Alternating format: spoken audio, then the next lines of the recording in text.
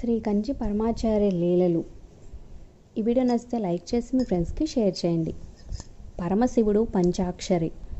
ఆంధ్రదేశంలో కొంతమంది భక్తులు ఒక శివాలయం కట్టించారు.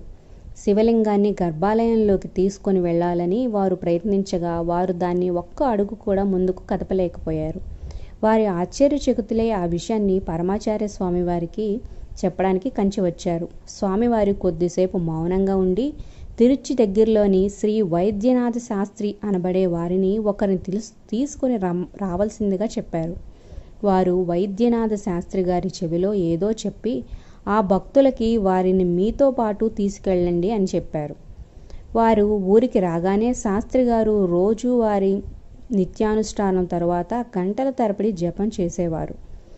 అక్కడి వారు కొద్దిగా కలవరపడ్డారు. వాళ్ళ సమస్యను నివారించడానికి వారు ఏమి సలహా ఇవ్వలేదు అని.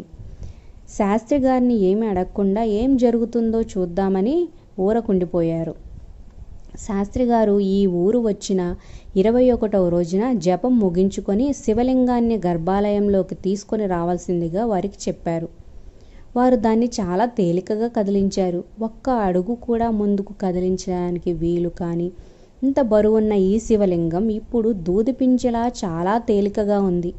ఈ అద్భుతం ఏమిటో తమకు వివరించగలరని శాస్త్రి వారిని వేడుకున్నారు. శాస్త్రి గారు వారితో తమకు కూడా ఏమీ తెలియదని, పరమాచార్య స్వామి వారు ఈ శివలింగం ముందు కూర్చొని 21 రోజుల పాటు పంచాక్షరి జరిపించమని చెప్పారు. అంతకు మించి తమకు ఏమీ తెలియదని చెప్పారు.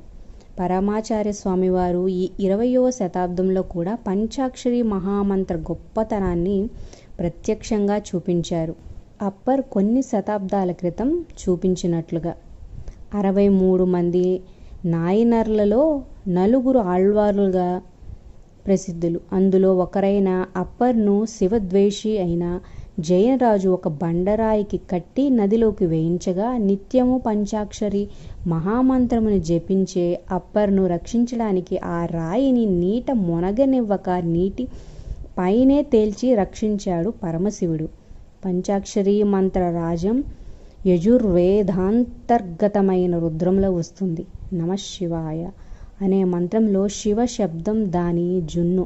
పంచాక్షరిని మించిన విద్య లేదు. అపార కరుణా సింధుం జ్ఞానదం శాంతరూపిణం శ్రీ చంద్రశేఖర గురుం ప్రణమామి ముదావహం. ఈ వీడియో నచ్చితే ఒక లైక్ చేసి మా ఛానల్ని ఎంకరేజ్ చేయండి. అలాగే మీ ఫ్రెండ్స్కి షేర్ చేయండి.